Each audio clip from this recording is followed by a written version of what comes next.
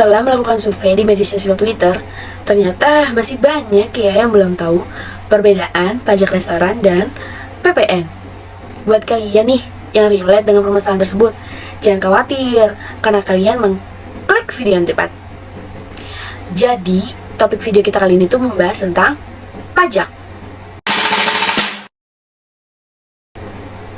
Khususnya nih ya, pajak yang bikin kita kesel karena bikin harga makanan kita tuh lebih mahal daripada harga yang sebenarnya.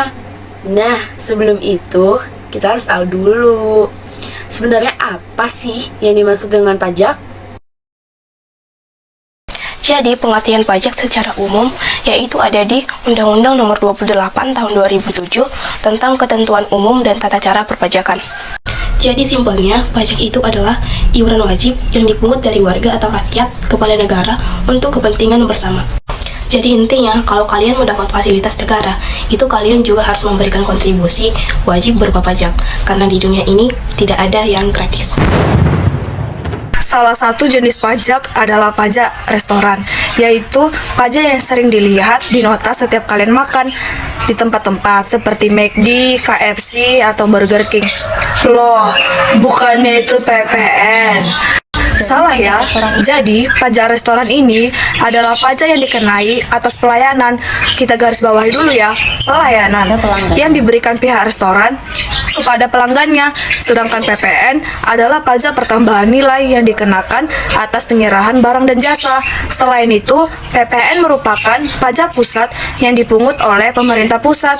Sedangkan pajak restoran merupakan bagian dari pajak daerah, di mana daerah yang dimaksud di sini adalah daerah kabupaten dan kota. Jadi, pendapatan atas pajak restoran ini akan masuk ke anggaran pendapatan daerah dan bukan anggaran pendapatan pusat ya.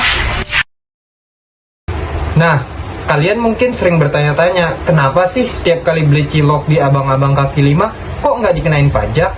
Nah, untuk menjawab hal tersebut, kita harus tahu terlebih dahulu apa aja sih yang dikenai pajak restoran. Jadi, yang dikenai pajak restoran itu meliputi pelayanan yang diberikan restoran.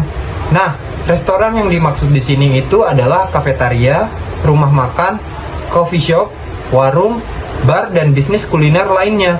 Pertanyaannya, apakah yang menjual semua makanan itu dikenai pajak? Jawabannya tidak.